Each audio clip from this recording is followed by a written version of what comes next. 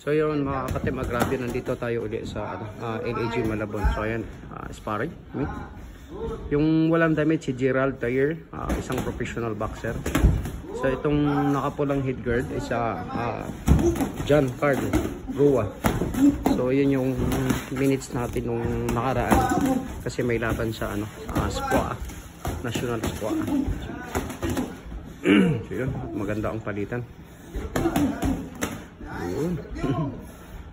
Professional versus amateur. So walang damit ay isang professional boxer, Gerald Thayer. Ano yun? Oh, sige. Sige, ingat kayo.